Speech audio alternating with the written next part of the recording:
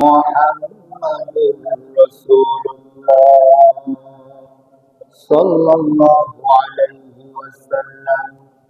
আলহামদুলিল্লাহ, মহান রব্বে কারিমের দরবারে অসংখ্য শুকরিয়া, যে রব্বে কারিম দয়া করে, মায়া করে, অনুগ্রহ করে আমাদেরকে সুস্থ রেখে আল্লাহ তাআলার পবিত্র ঘর মসজিদে পবিত্র দিন জুমার দিনে আগে আগে আসার, বসার, কোরআন হাদিসের আলোকে কিছু কথা বলার শোনার তৌফিক দিচ্ছেন।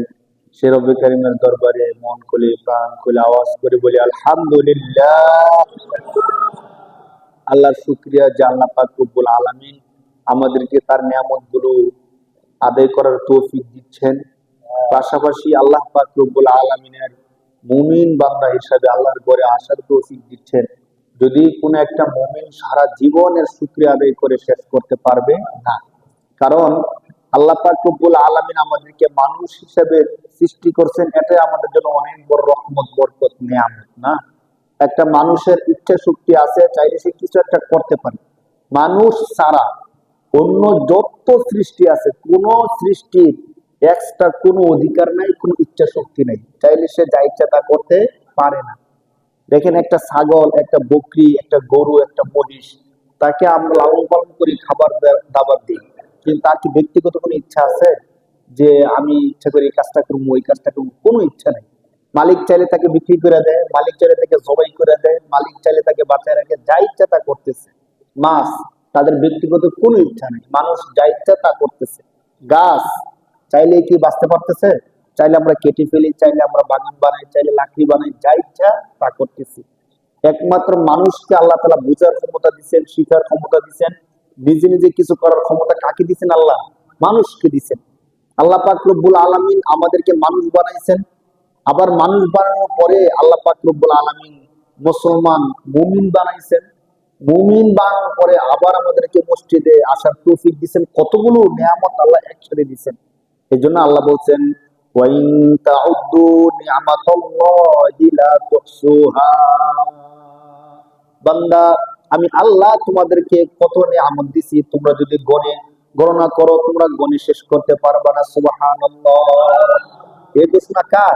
আল্লাহ। আল্লাহ বলতেছেন, বান্দা তুমি তো খেয়াল করতেছো না, তোমার মধ্যে আমি আল্লাহ যত নিয়ামত দিছি, যদি তুমি গণনা শুরু করে দাও। কোরআন শরীফের 14 নম্বর পারা সূরা নাহলের মধ্যে আল্লাহ বলতেছেন, বান্দা তুমি যদি গণা শুরু করো যে আল্লাহ আমাকে কি নিয়ামত দিচ্ছেন।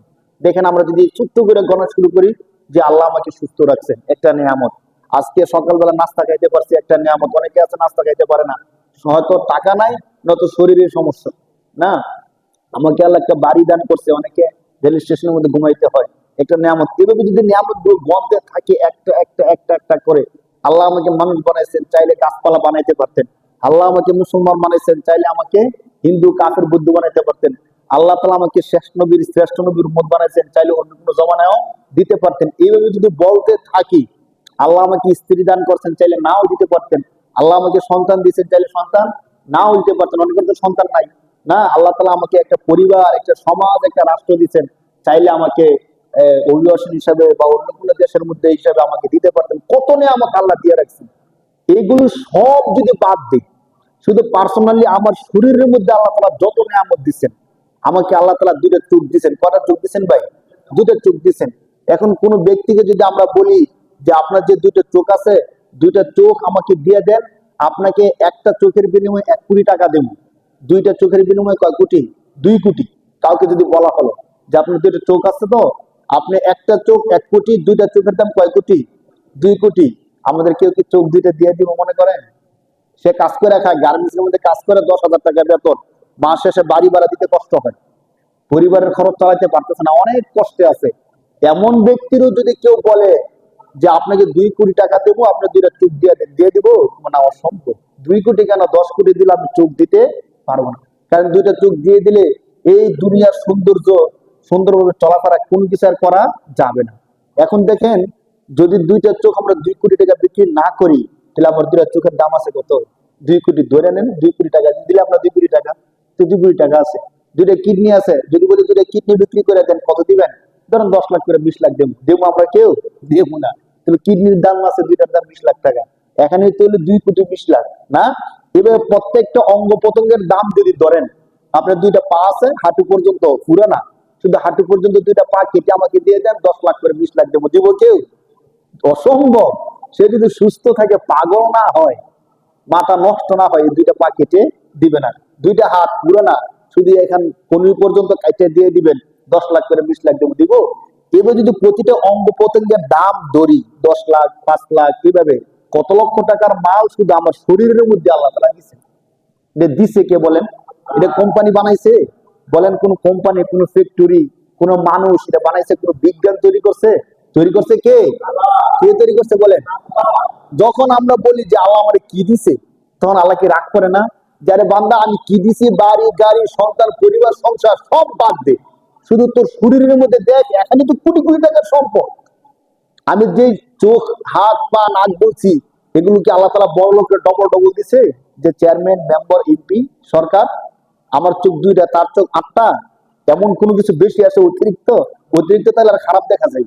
আমার চোখ দুইটা, আল্লাহ যে তার চোখ 4টা দেয়, কেমন দেখা যায় বলেন তো? আর খারাপ দেখা যাবে। আমার হাত দুইটা, যে তার হাত 3টা হয়, কেমন খারাপ দেখা যাবে না? মানুষ তারা দেখলে ভয় পাই, তারা কাছাকাছি কেউ ছাড়বে না। তাহলে দেখেন, আল্লাহ পাক রব্বুল আলামিন দেওয়ার ক্ষেত্রে কোনো কমতি করে নাই। আমি দরিদ্র, আমি খুব কষ্ট করে চলি, আল্লাহ তাআলা আমাকে দুটো চোখ দিয়েছেন। যে এমপি মন্ত্রী, তাকেও চোখ দিয়েছেন কয়টা? 2টা চোখ দিয়েছেন।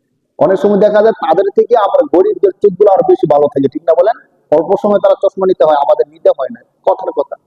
বাকি আমরা যদি সাময়িক দরিদ্রের কারণে, টাকা পয়সা কম হওয়ার কারণে, দুর্বলতার কারণে যদি বলি যে আল্লাহ আমাকে কি দিছে, তখন আল্লাহ রাগ করে কি করে না বলে? যে বান্দা তুমি নিজের দিকে তাকায় দেখো, তোমাকে আমি কি দিছি। যে আল্লাহ আমাদেরকে এত কিছু দিলেন, কোটি কোটি টাকার সম্পত্তি শুধু আমার শরীরের মধ্যে দিলেন। আল্লাহ যদি বলেন বান্দা তোমারে তো আমি এতটুক দিছি, অন্তত 2টা চোখ দিছিলাম, 2টা হাত দিছিলাম, 2টা পা দিছিলাম, বুঝার মতো ক্ষমতা দিছিলাম, সুস্থ শরীর দিছিলাম, তুমি আমাকে কি দিছো? আমরা সবাই তো স্বীকার করছি এই সবগুলো আমাদেরকে দিচ্ছেন কে? আমাদেরকে কে দিচ্ছেন বলেন? এখন আল্লাহ যদি বলেন যে আমি তো এগুলো দিছি, টাকা পয়সা দেই নাই, ধরো তোমাকে আমি বাড়ি গাড়ি দেই নাই, বড় লোক বানাই নাই, ঠিক আছে আমি মানলাম, কিন্তু আমি যে তোমাকে কোটি কোটি টাকার সম্পত্তি তোমার শরীরে দিয়ে দিলাম, তুমি আমাকে দিছো কি? যখন ফজরের আজান হয়েছে, তুমি কি আমাকে সাজদা দেওয়ার জন্য আসছিলা? বলো। তোমাকে চোখ দিছিলাম রাস্তা দেখে দেখে আসবা, পা দিছিলাম হেঁটে হেঁটে মসজিদে আসবা, না? সব সুস্থতা দিছিলাম যে তুমি আমাকে সাজদা করবা। বলো, ফজরের আজানের সময় তুমি কি সাজদা দিছিলা? তখন আমি কি বলবো বলেন তো? তখন কি বলার অপশন আছে যে আল্লাহ আপনি আমার গরিব বানাইছিলেন, কেমনে সাজদা দেবো? বলেন, একটা সাজদা দিতে যদি 1 লাখ টাকা খরচ হইতো, যে মসজিদে যাওয়ার পরে একটা সাজদা দিতে কত টাকা খরচ হয়? 1 লাখ টাকা। তখন আল্লাহর কাছে বলা যেত যে আল্লাহ আমি গরিবে ছিলাম, মসজিদে গিয়ে নামাজ পড়তে তো লাখ লাখ টাকা লাগতো, মসজিদে ঢুকতে ভাড়া নিত, সাজদা দিতে আমার টাকা যেত, এই যেত ওই যেত, কিছু একটা বলা যেত না? অথচ দেখেন মসজিদ আল্লাহর ঘর একবারে ফ্রি করে দিচ্ছে, যে ইচ্ছা যখন ইচ্ছা আসতে পারে, নামাজ পড়তে পারে, ইবাদত করতে পারে। দুনিয়ার মধ্যে সবচেয়ে সাশ্রয়ী স্থান হলো আল্লাহর মসজিদ, ঠিক কিনা বলে? না? এখানে ফ্যান চালালে এক্সট্রা ভাড়া চায় আমাদের কাছে, না? মসজিদের বেতন ভাতা কিন্তু অন্যান্য কিছুর তুলনায় খুবই কম। সব দিক থেকে মসজিদ আমাদের জন্য সাশ্রয়। তাহলে এর পরও কোন বান্দা যেন বলতে না পারে যে আল্লাহ আপনি আমার গরিব বানাইছেন, এর জন্য আমি মসজিদে যাইতে পারি নাই, আল্লাহ আমার দুর্বল বানাইছেন, আমি সাজদা দিতে পারি নাই, আল্লাহ এই কারণে ওই কারণে, কোন কারণে দেখানোর মতো কোন কারণ আমাদের নাই। এরপরও যদি আল্লাহ আমাদেরকে বলে কেন সাজদা দিলেন, বলেন কেন সাজদা দিলাম? কোনো কারণ নাই। আল্লাহ পাক রব্বুল আলামিন এই সবগুলো, আমি যে কথাগুলো বাংলা বলছি, কোরআন শরীফের মধ্যে আল্লাহ পাক রব্বুল আলামিন আয়াতের মধ্যে বিষয়গুলো চমৎকার করে বলছেন যে বান্দা তোমাকে আমি সুস্থ রাখলাম, এরপরও কেন আমার ইবাদত করো না? আল্লাহ বলতেছেন ইয়া আইয়ুহাল ইনসান মা গররাকা বিরাব্বিকাল কারীম, মানুষ, দয়াময় রব থেকে কে তোমারে ধোঁকা দিয়ে রাখলো? সন্তান ধরেন বাবার ভয়ে বা বাবার মান্য করে না, জায়গায় জায়গায় ঘুরে খারাপ কাজ করে, অশ্লীল কাজ করে, বাবার কথা শুনতেছে না, সে মনে করতেছে বাড়িতে গেলে বাবা তাকে মেরে ফেলবে, বাবা তাকে শাস্তি দিবে, না? তো অনেকদিন পরে যদি সন্তানকে বাবা পায়, বুকে জড়ায় নিয়ে ক্ষমা করে দিয়ে কি বলবো, যে আরে তুই আগে আমার কাছে চলে আসবি। সে বলবো বাবা আমি আপনার ভয়ে আসি নাই, আপনাকে ভয় পেয়েছি, ওই করছি ওই করছি। তো বাবা কি বলবে, তুই ভয় পেয়েছো ঠিক আছে, তুমি আমার কাছে চলে আসতা, আমি তোমার ক্ষমা করে দিতাম না? কে তোমার ধোঁকা দিয়ে রাখছে? বলবো যে বন্ধু বান্ধব আমারে দেয় নাই, বন্ধু বান্ধব আমার খারাপ করতে নষ্ট করছে। তো আল্লাহ কোরআন শরীফের মধ্যে বলতেছে বান্দা ইয়া আইয়ুহাল ইনসান মা গররাকা বিরাব্বিকাল কারীম, এমন দয়াময় রব, যে রব তুমি রবকে সেজদা না দিলে তোমার রিজিক বন্ধ করে দেয় নাই, হ্যাঁ 5 ওয়াক্ত নামাজ না পড়লেও তোমার অসুস্থ বানিয়ে দেয় নাই। যে রব তোমার সুস্থতা ঠিক রাখছে, খাবার দাবার চাকরি বাকরি সবকিছু ঠিক রাখছে, ওই দয়াময় রব থেকে কে তোমার ভুলে রাখে? যদি এমন হইতো যে আজকে যারা যারা ফজর নামাজ পড়ে নাই তাদের পরবর্তী 3 বেলা খানা বন্ধ, আল্লাহর পক্ষ থেকে তারা আর খাবার খাইতে পারতো না, যদি এমন হইতো তাহলে একটা বলা যায় কোনো শাস্তি নাই। আল্লাহ বলতেছেন তাহলে কে তোমার ধোঁকা দিয়ে রাখলো? পরবর্তী যে শব্দগুলো আমি বলছিলাম দেখেন, আল্লাহ বলতেছে আল্লাযী খালাকাকা ফাসাওয়াকা ফাআদালাক, তিনি তো এমন রব যে রব তোমাকে সৃষ্টি করছেন, যে রব তোমাকে সুন্দর সুঠাম একটা দেহ দান করছেন। এই কথা বলতেছেন কে? আল্লাহ বলতেছেন যে আরে আমি রবকে তোমাকে সুন্দর একটা শরীর দেই নাই, তোমাকে সুন্দর একটা আকৃতি দেই নাই, আমি আল্লাহ কি তোমাকে সৃষ্টি করি নাই? আরো বলতেছে দেখেন আরেক সূরার মধ্যে 30 নম্বর পারার মধ্যে, আলাম নাজআল লাহু আইনাইন, আমি আল্লাহ কি তোমাকে দুইটা চক্ষু দান করি নাই? দিছি কি দিছি না বলেন? অস্বীকার করার কোন সিস্টেম আছে বলে? যদি একটা চোখ আমাদের নষ্ট হয়ে যায় তখন ধরেন চোখটা ফেলে দিতে হবে, অপারেশন দিয়ে চোখটা ফালাই দিলাম, ফালাই দেওয়ার পরে বিজ্ঞান কি আমাদেরকে সেম একটা চোখ বানিয়ে দিতে পারে? পাথর দিয়ে একটা চোখ তারা বানিয়ে দেয়, দেখছেন কিনা আপনারা? যাদের চোখ নষ্ট হয়ে যায় অপারেশন করে ফালাই দেওয়ার পরে পাথরের একটা চোখ আছে, এই চোখটা এখানে লাগাই দিলে মনে হয় যে চোখ আছে, কিন্তু চোখ দিয়ে দেখা যায়? আপনি দেখছেন কিনা আলগা চোখগুলো? যারা দেখছেন তারা বুঝবেন। মানে পাথর দিয়ে একবার হুবহু আমাদের চোখের যে মণি কালো এবং সাদা সেম একটা চোখ কি দেয়, ওই চোখটা এখানে লাগায় রাখা যায় এবং আপনার সুস্থ চোখের মতো দেখা যায়, কিন্তু এই চোখ দিয়ে কি করা যায় না, দুনিয়া দেখা। তাহলে আল্লাহ তাআলা কি এমন জিনিস দিয়ে দিচ্ছেন যে আমি চোখ দিয়ে সবকিছু দেখতে পারতেছি, তারাও সেম একটা পাথর দিয়ে বানাইছে, কিন্তু ওইটা দিয়া দেখতে চোখের মতো কিন্তু কাজ চোখের মতো না। প্লাস্টিকের ফুলগুলো, অনেক প্লাস্টিকের ফুল আছে আপনি দেখলে মনে করবেন যে বাস্তব ফুল, দোকানে গিয়ে দেখবেন অনেক এখন গাছও তৈরি করছে একদম সেম দেখতে বাগানের ফুলের মতো, বাগানের গাছের মতো সবুজ শ্যামল, কিন্তু বাস্তবে গ্রামও নাই, কিচ্ছু নাই, এগুলো কিসের? প্লাস্টিকের। ওই ফুল ওই চোখটা পাথরের, যদিও দেখতে চোখের মতো কিন্তু চোখে কিচ্ছু দেখা যায় না, কিচ্ছু করা যায় না। আল্লাহ বলতেছেন আলাম নাজআল লাহু আইনাইন ওয়া লিসানান ওয়া শাফাতাইন, আল্লাহ বলতেছেন বান্দা আমি কি তোমাকে দুইটা চোখে দেই নাই? ওয়া লিসান, তোমাকে আমি জিহ্বা দেই নাই? ওয়া শাফাতাইন, দুইটা ঠোঁট দেই নাই? কিভাবে দৈরে দৈরে বলতেছে চিন্তা করেন, সুবহানাল্লাহ। যে আল্লাহ এখন এই কথাগুলো বলতেছেন কোরআন শরীফের মধ্যে, আল্লাহ বলতেছেন যে তোমাকে আমি চোখ দেই নাই, ঠোঁট দেই নাই, মুখ দেই নাই, চেহারা দেই নাই, ওই আল্লাহ যদি এই সবগুলো কথার শেষ কথাটা এমন হয় যে তোমাকে এত কিছু দিলাম তুমি কি আমার নামাজটা পড়তে পারলা না, তখন কেমন হবে বলেন? তখন অবস্থাটা কেমন হবে?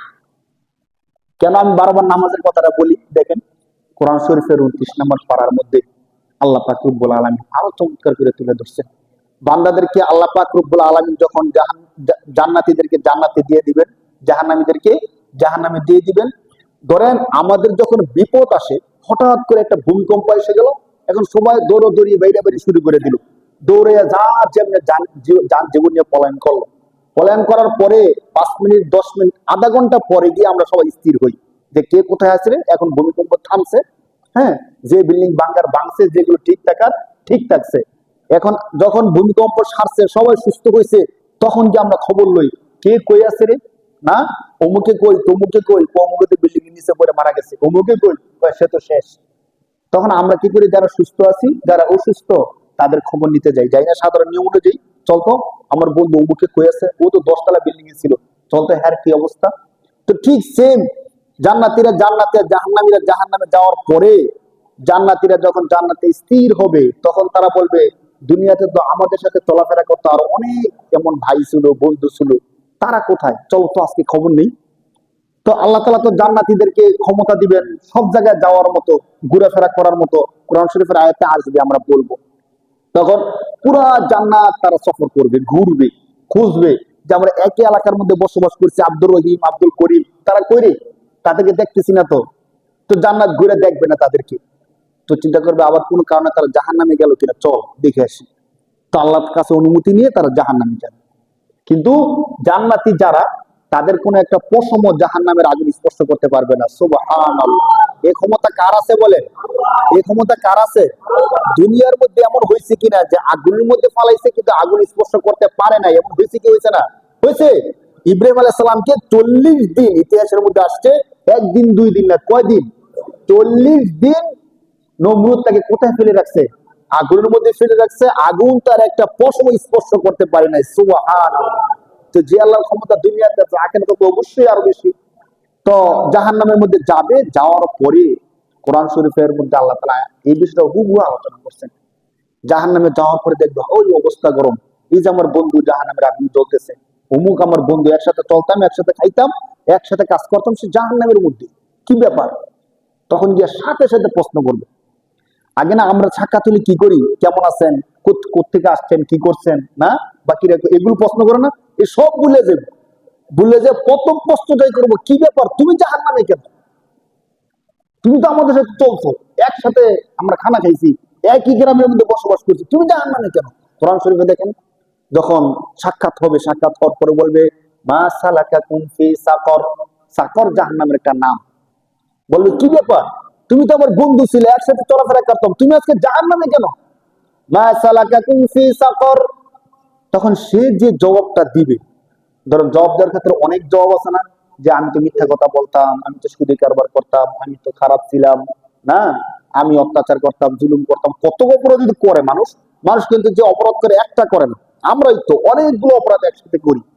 তাহলে এখন তাকে যখন জিজ্ঞেস করা হইলো তুমি জাহান্নামে কেন, তখন সে তো কথা বলতে বলতে যে আমি মিথ্যা বলতাম, এই করতাম, ওই করতাম, মারামারি করতাম, নামাজও পড়তাম না, রোজাও রাখতাম না, এভাবে বলবো না। না, সে প্রথম যে উত্তরটা দিবে, দেখেন, মা সালাকাকুম ফি সাকর, কি ব্যাপার তুমি আজকে জাহান্নামে কেন?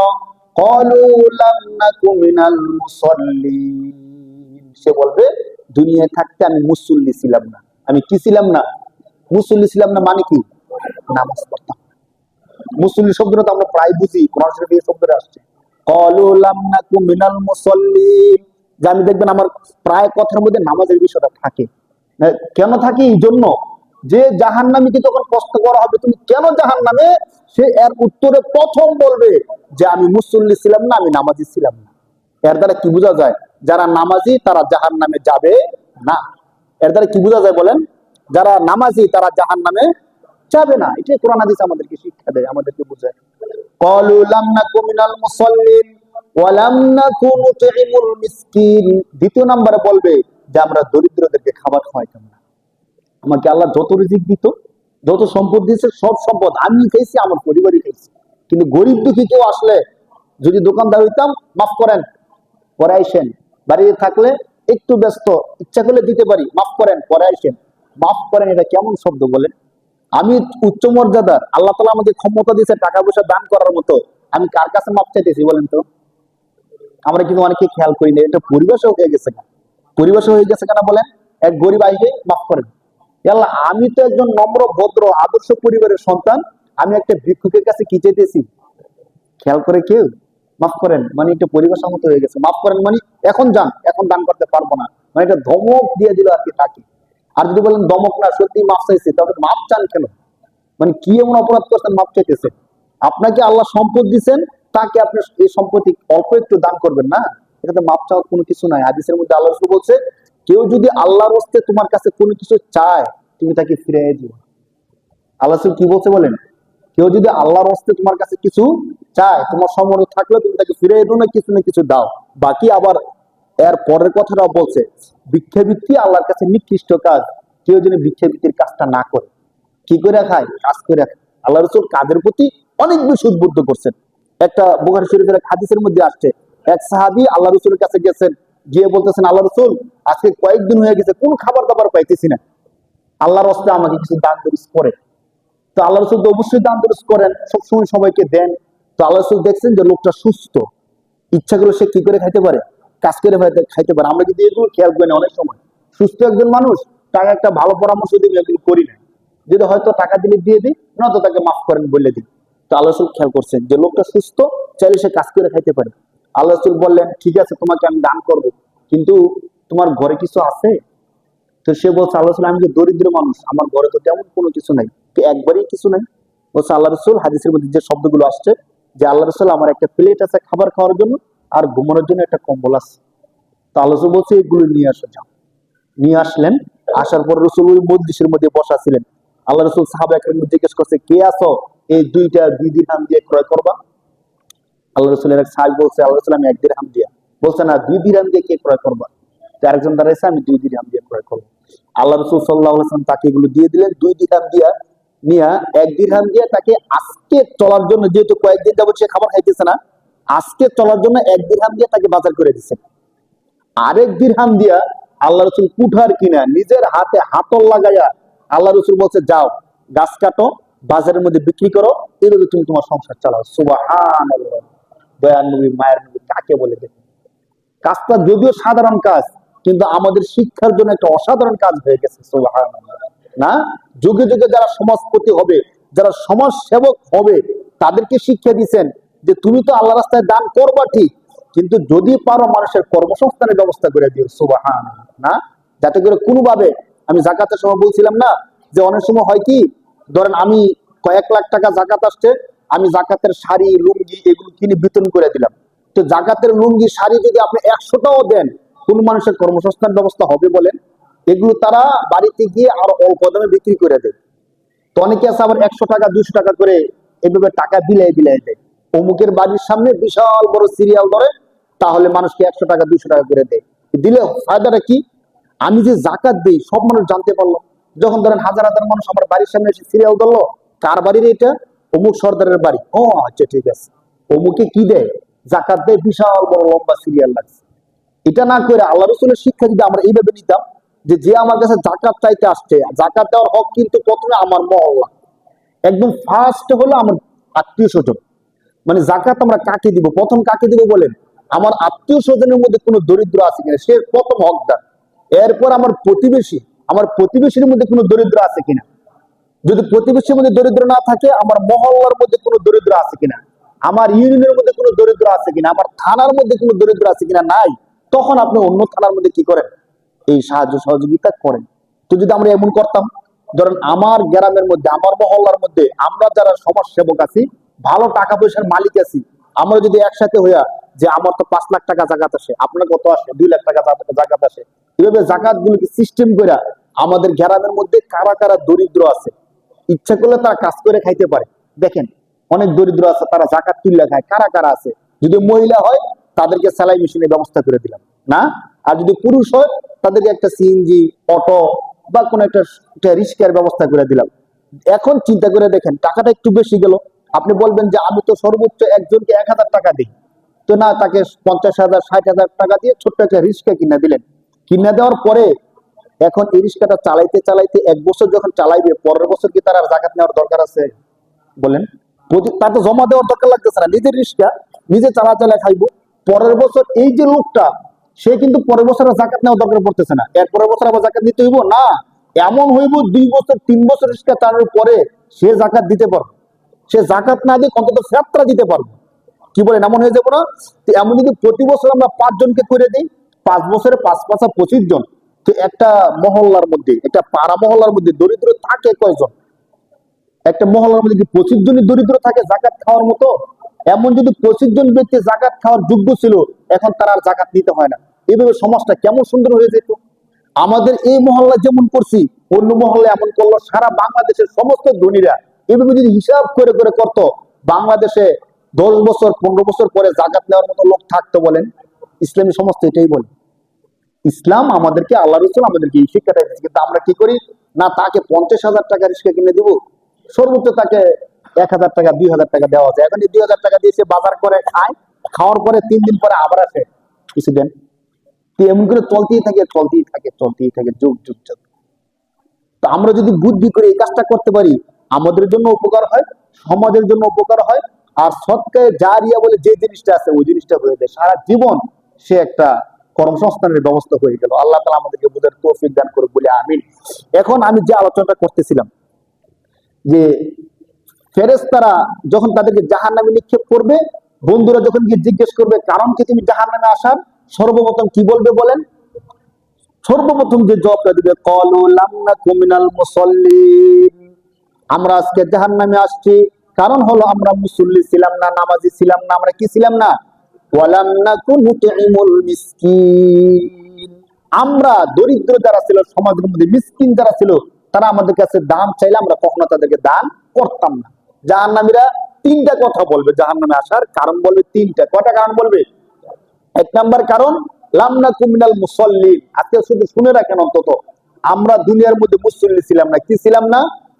ওয়ালাম নাকু নুতঈমুল মিসকিন, আমরা মিসকিনকে খাওয়াইতাম না, অর্থাৎ দান সদকা আমরা কখনোই করতাম না।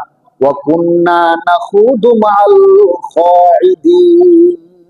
তিন নম্বর কারণটাকে বুঝা, এটা হলো যখন কোথাও চায়ের দোকানে অথবা রাস্তাঘাটে বাজারে যদি কারো সমালোচনা করার জন্য, গীবত করার জন্য, বদনাম করার জন্য দেখতাম কেউ বদনাম করতেছে, আমি দেখতেছি, সাথে সাথে সেখানে বসে যেতাম। বসে বলতাম, ও অমুকের কথা বলছো, ও খারাপ, ওর 14 গোষ্ঠী খারাপ, ওর বাপদাদারই খারাপ ছিল, ও বালাই মুকুট থেকে। ও আমাদের ইমাম সাহেবের কথা বলতেছো, না না ইমাম সাহেবটা ভালো হলো না, আমরা নামাজ পড়ি ঠিক, কিন্তু হুজুর বেশি সুবিধা না। এইভাবে নিজে বলতে থাকবো। তখন জাহান্নামে যাওয়ার পরে কুন্না নাখুদু মাআল খাইদিন, যারা বদনাম করত, যারা গীবত করত, তাদের সাথে আমরাও কি করতাম? গীবত করতাম। উচিত ছিল গিয়া ভাই, মানুষের বদনাম না করে আপনি একবার সুবহানাল্লাহ বলেন। যেহেতু আপনি মুমিন, একবার সুবহানাল্লাহ বললে জান্নাতের মধ্যে একটা গাছ তৈরি হয়ে যায়। বলেন সুবহানাল্লাহ, আপনি এটা বলেন। আপনি বলেন লা ইলাহা ইল্লাল্লাহ।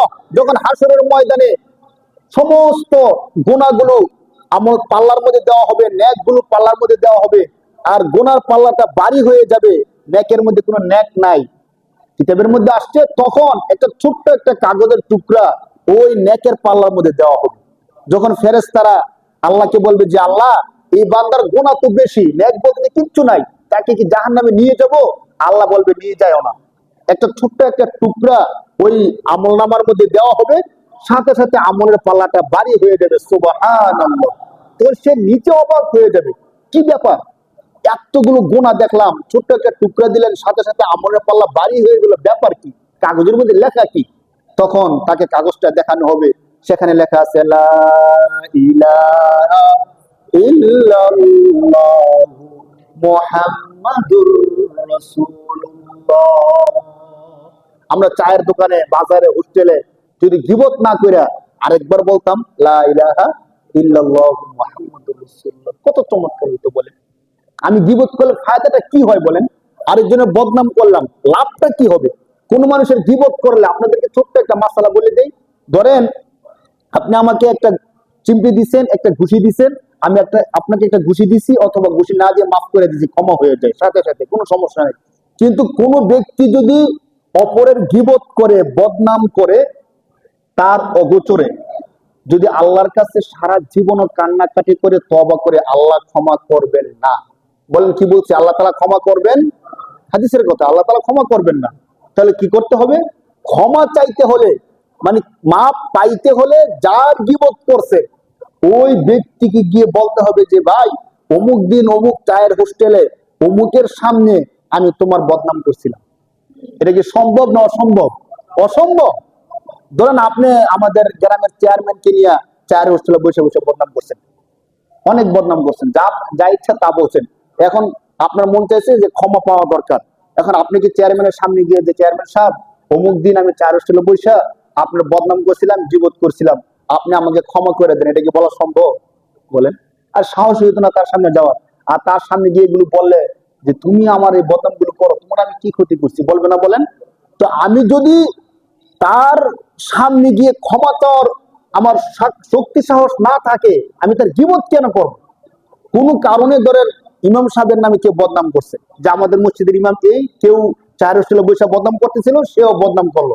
এখন আপনি বলেন, পরের সপ্তাহে হুজুরের কাছে এসে বলা সম্ভব যে হুজুর, চায়ের হোস্টেলের সবাই আপনাকে নিয়ে বদনাম করতেছিল, সুযোগ পাইয়া আমিও আপনার নামে একটা বদনাম করে দিচ্ছি, এখন আমার মাফ করে দেন? এটা কি বলা সম্ভব? যে আপনি আমার মুসল্লি হইয়া আমার পিছনে নামাজ পড়া আপনি আমার বদনাম করছেন, হুজুর বলবো না? বলেন। এই ভয়ে তো হুজুরের সামনে যাবে না এটা বলার জন্য। তা আপনি যদি তার কাছে না যান, ক্ষমা না চান, আল্লাহ তো ক্ষমা করবে না। কত কঠিন জিনিস বলেন। ইমাম আবু হানিফার একটা চমৎকার গল্প এই সম্পর্কে বর্ণিত আছে। তিনি বলেন, তার সম্পর্কে যে গল্পটা লেখছে, যে এক ব্যক্তি এক এলাকার মধ্যে ইমাম আবু হানিফার নামে সবসময় গীবত করতো, বদনাম করতো। ইমাম আবু হানিফা যখন জানতে পারছে, তখন প্রতি মাসে ওই ব্যক্তির জন্য কিছু টাকা ভাতা পাঠাইতো। 100 দিনার 200 দিনার প্রতি মাসে মাসে তার নামে পাঠাইতো। তো সে চিন্তা করলো কি ব্যাপার, আমি হুজুরের নামে বদনাম করি, কিবত করি, হুজুর আমার নামে 100 দিনার, তখনকার 100 দিনের কিন্তু অনেক মূল্য। আর ইমাম আবু হানিফা ব্যবসায়ী ছিলেন, কাপড় ব্যবসায়ী, তার কোটি কোটি টাকার মালিক ছিলেন তিনি। তো আমাকে তো হুজুরের শাস্তি দিবি, অথবা কোনো না কোনো ভাবে আমার একটা ক্ষতি করবো, হুজুর তো আমার জন্য দিনের পাঠাইতে, ব্যাপার কি? তো 1 মাস 2 মাস 3 মাস পাওয়ার পরে সে চিন্তা করলো যে লোকটা এত ভালো, যে তার নামে আমি গীবত করি, বদনাম করি, আর তিনি আমার নামে টাকা পাঠায় দেয়, আমি তার আর গীবত করবো না। তখন ওই লোকটা গীবত করা বন্ধ করে দিল, হুজুরও টাকা পাঠানো বন্ধ করে দিল। এখন তো সে আরো অবাক, যে তখন গীবত করতাম আমায় টাকা দিত, এখন গীবত করে না, এখন তো ডবল দিব না, এখন তো আমার টাকা দেয় না, ব্যাপার কি? পরে উনি নিজে হুজুরের কাছে গেছে, যাওয়ার পরে বললো যে হুজুর, ঘটনা তো এই, আপনি যার নামে টাকা পাঠাইতেন আমি হলাম ওই ব্যক্তি। তো হুজুর, আমি যতদিন আপনার নামে গীবত করতাম ততদিন টাকা পাঠাইতেন, যে গীবত বন্ধ করে দিলাম এখন টাকাও বন্ধ করে দিলেন, ব্যাপারটা কি? হুজুর বলতে, আরে এটা তো কঠিন কোনো কিছু না, তুমি আমার নামে গীবত করার কারণে আমার ছোটখাটো যে গুণাগুলো আছে সমস্ত গুণাগুলো তোমার কাঁধে চলে যেত। তো আমি চিন্তা করতাম যে ব্যক্তি আমার গোনাগুলো নিয়ে যায় তাকে কিছু টাকা পয়সা দেওয়া দরকার, না সে ইচ্ছা করে আমার গোনাগুলো কি করতেছে, নিয়ে যাইতেছে। তো তুমি আমার গোনা নিতে, আমি তোমার টাকা দিতাম, এখন তুমি যুবক বন্ধ করে দিচ্ছ, আমার গোনাগুলো তুমি নাও না, তুমি তোমাকে টাকা দেবো কেন? সে তো অবাক, সুবহানাল্লাহ সুবহানাল্লাহ। আমরা কি চিন্তা করতেছি চায়ের দোকানে, বাজারে, হোস্টেলে বসে আমি যার কিবত করতেছি, আমার নিজের অজান্তে তার সমস্ত গুণাগুলো আমার কাঁধে নিয়ে যেতেছে, বলেন নাউজুবিল্লাহ। যদি আমরা একটু ভাবতাম, বুঝতাম, দেশে ধরেন আপনারা বলবেন কি, হুজুর সে তো অপরাধ করছে, খারাপ কাজ করছে, এই জন্য তো আমরা তার গীবত করি। এখন আরেকটু ভাবেন তাহলে, সে ব্যক্তি ধরেন জিনাই করলো, কথার কথা জিনা করছে, অথবা সুদে টাকা লাগাইছে, অথবা বেবিচার করছে, কোনো একটা বড় মারাত্মক অপরাধ করছে, আর আপনি হোটেলে বসে বসে এগুলো বলতেছেন। এখন সে জিনা করছে, যে সুদ খেয়েছে, সে তো কিছু না কিছু পাইছে, পাইছে না বলেন? কিন্তু আপনি যে তার গীবত করে তার গুণাগুলো নিজের কাঁধে নিয়ে যেতেছেন, আপনি পাইছেন কি? শুধু ফাও ফাও না বলেন। আমাদের দেশীয় ভাষা বলে যে ছাগলের 3 নাম্বার বাচ্চা আছে, যে কিচ্ছুই পায় না, শুধু লাফায়। তো আমরা তো অনেক সময় এমন হয়ে গেলাম ভাই, সে জিনা করছে ঠিক আছে, সে সুদ খাইছে, সে তো কিছু টাকা লাভ পাইছে, লাভ পাওয়ার পরে যে গুণাটা করছে, আপনি গীবত করে তার ওই গুণাটা আপনি নিজের কাঁধে নিয়ে গেছেন। আপনি তো টাকাও ফেলেন না, পয়সাও ফেলেন না, উপরন্তু এই ব্যক্তি যদি জানতে পারে যে হোটেলে বসে তার বদনাম করছেন, আপনার খবর আছে, বলেন ঠিক না? খবর আছে না? এই জন্য নিজের বুঝতে যদি আমরা নিজে না বুঝি, আমাকে বুঝাই দিব কি ভাই? আল্লাহ পাক রব্বুল আলামিন পবিত্র কোরআন শরীফের 24 নম্বর পারার মধ্যে যারা জান্নাতে যাবে, যারা জাহান্নামে যাবে, এই দুই দল ব্যক্তির দুই রকমের অবস্থা বর্ণনা করছে। এই দুই দল ছাড়া আর কোন দল আছে আপনাদের কি মনে হয়? একদল জান্নাতি, আরেক দল জাহান্নামী, মাঝামাঝি কোন দল আছে? নাই। কোরআন শরীফের মধ্যে আল্লাহ পাক রব্বুল আলামিন এই দুই দলের বর্ণনা কত চমৎকার করে দিছে। আসেন আমরা আল্লাহ থেকে সরাসরি শুনি।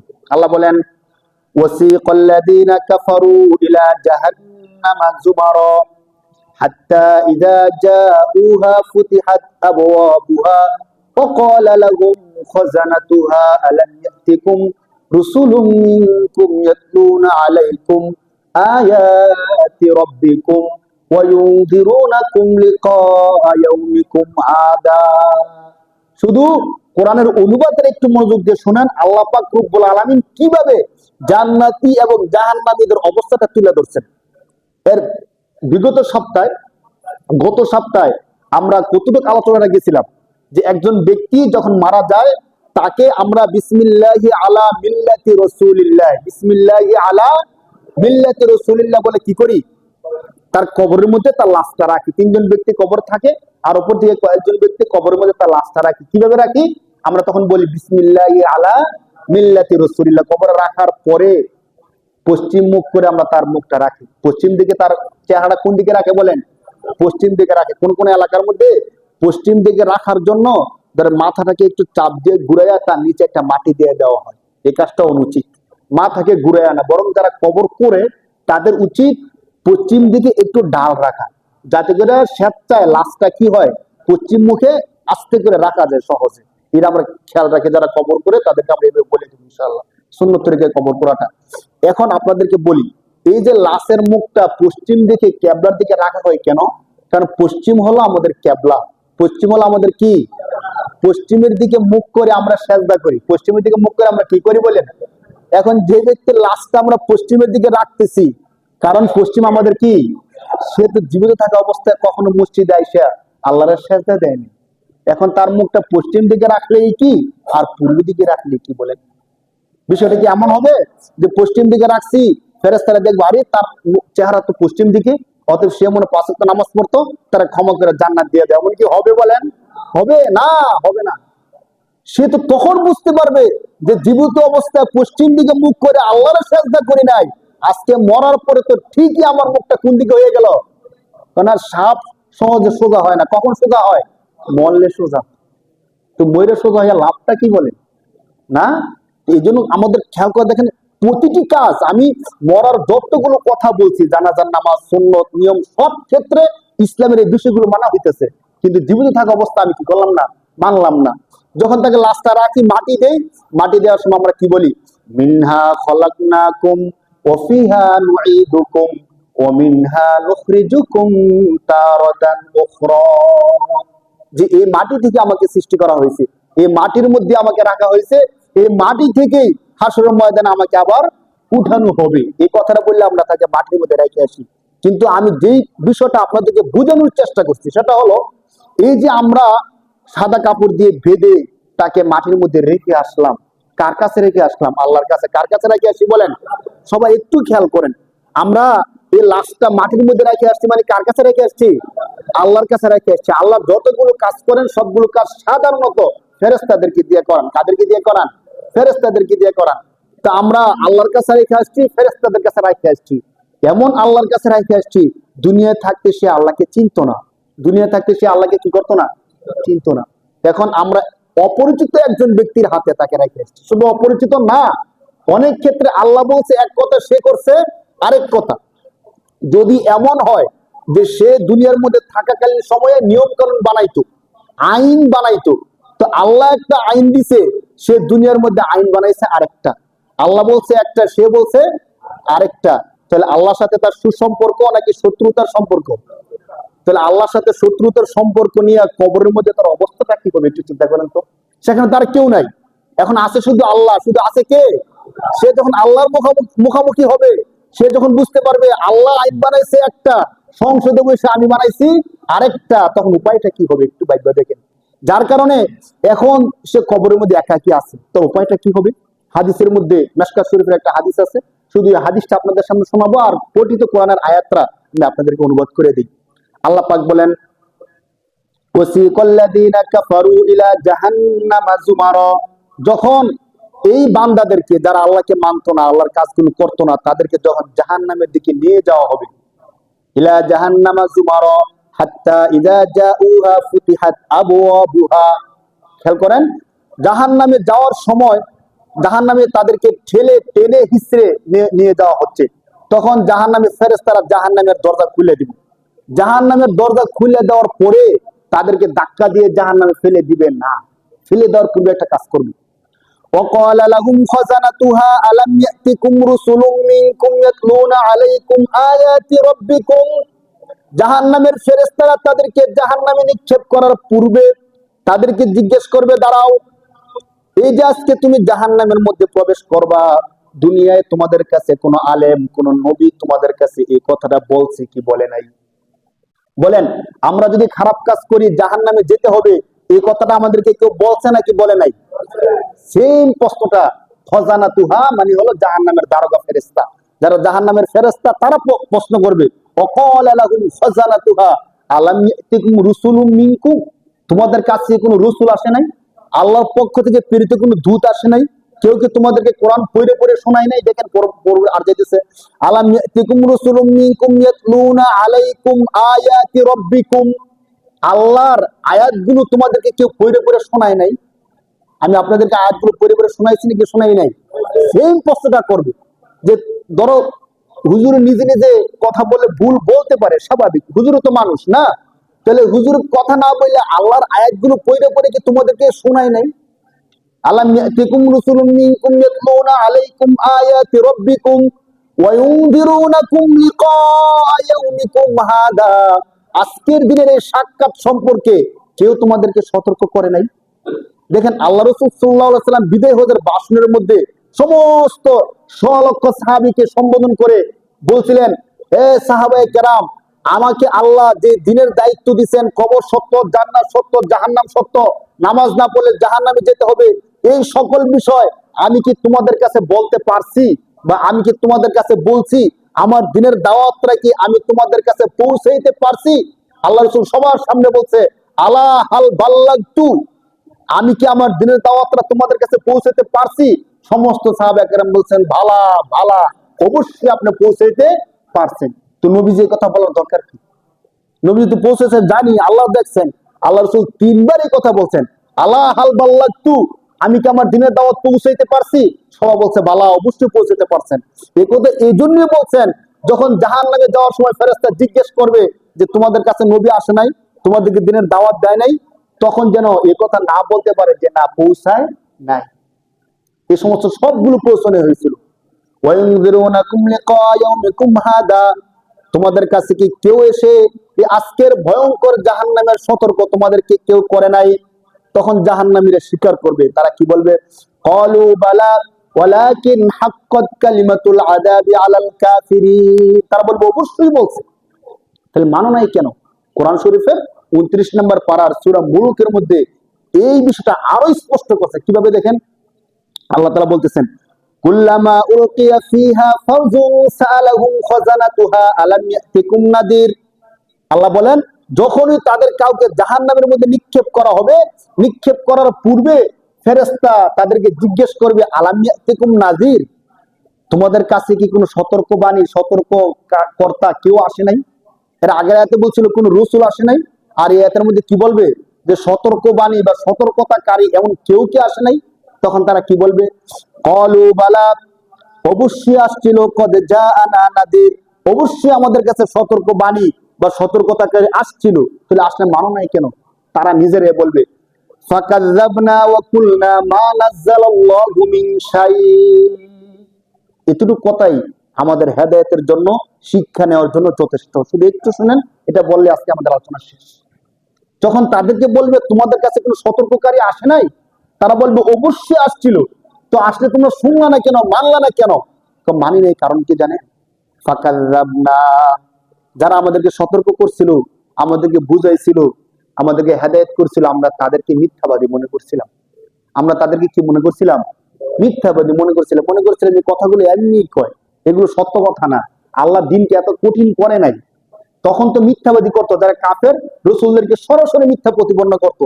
এখন আমরা মুসলমান যারা, আমরা মিথ্যা প্রতিপন্ন করি না, এই কথাটা বলি না যে হুজুরে মিথ্যা কথা বলতেছে। আমরা কি বলি জানেন? শয়তান আমাদেরকে কি বলায়? শয়তান আমাদেরকে বলায়, আমি আপনাদেরকে বলি, দেখেন মিলে কিনা। শয়তান আমাদেরকে বলায় যে আমাদের ইমাম সাহেব যে প্রতি সপ্তাহে জুমার মধ্যে বসে বসে কথাগুলো বলে, কেন বলে?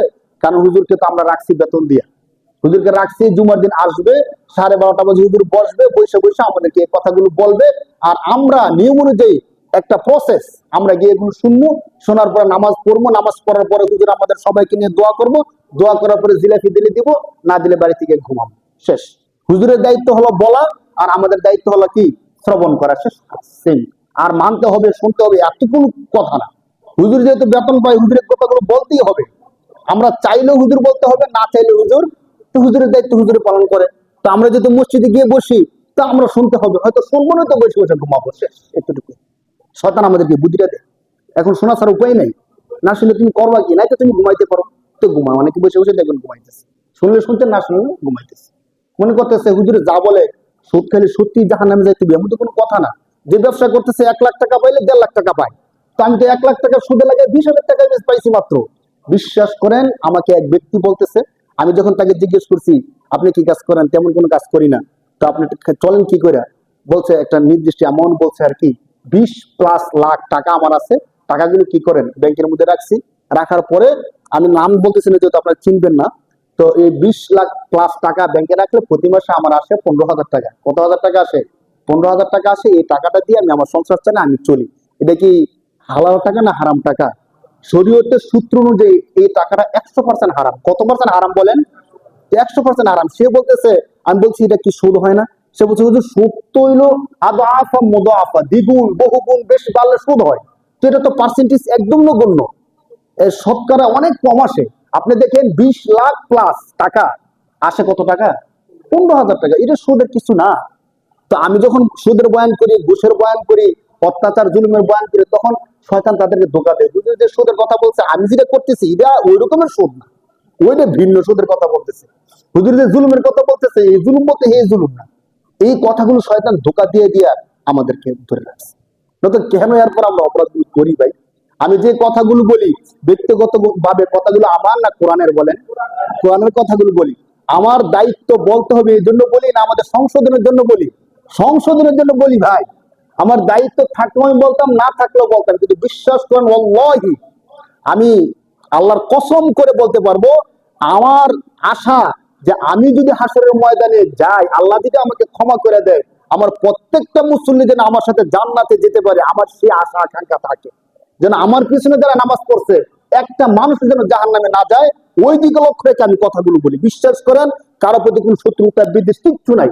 আপনার প্রতি কেন শত্রুতা হবে? আপনার জায়গার সাথে আমার জায়গা না, আপনার বাড়ির সাথে আমার বাড়ি না, আপনার সাথে আমার কোনো লেনদেন নাই। আপনার সাথে আমি কেন শত্রুতা করবো বলেন? আপনার সাথে তো আমার হৃদ্যতার সম্পর্ক, ভালোবাসার সম্পর্ক। বিশ্বাস করেন, কোন মুসল্লির সাথে আমার বিন্দু পরিমাণ কোনো বিদ্বেষ নেই। আমি যে কথাগুলো বলি, আল্লাহ যদি হাসুদেন আমারে ক্ষমা করে দেয়, আমার মুসল্লিদেরকে যেন ক্ষমা করে দেয়, ওই আশা নিয়ে কথাগুলো বলি। যে কোনো একটা মুসল্লিও যদি তার অন্তরে এই বিষয়টা নাড়া দেয়, হুজুর প্রতি সপ্তাহে কথাগুলো বলে, না আজকে থেকে সুদি কারবার ছেড়ে দিই, না এই সপ্তাহ থেকে দাঁড়িয়ে রাখা শুরু করে দিই, না আজকে থেকে আর নামাজ মিস দেব না। যদি কোনো একটা মুসল্লি আমার একটা কথার দ্বারা যদি এই নিয়ত করে আমল করে, সে সওয়াব পাবে, আমিও সওয়াব পাবো। হাসুরের দিন আমিও মুক্তি পেয়ে যাব, আমার প্রিয় মুসলিমটা মুক্তি পেয়ে যাবে। শুধু এই আশা আপনাদের সামনে কথাগুলো বলি, আর কোনো কিছু না। যদি আমি এখানে না কথাগুলো বলি, হয়তো অন্য জায়গায় কথাগুলো বলতাম, ঠিক না বলেন? আল্লাহ তাআলা আমাদের সবাইকে বুঝার তৌফিক দান করুক বলে আমিন। এমন ভাবে যেন চলতে পারি, আল্লাহ তাআলা আমাদেরকে ক্ষমা করে জান্নাতের মালিক যেন বানায় দেয়, সেভাবে যেন চলতে পারি, আল্লাহ তাআলা যেন তৌফিক দান করে বলে আল্লাহুম্মা আমিন। যারা সুন্নাত পড়ে, যারা সুন্নাত পড়ে।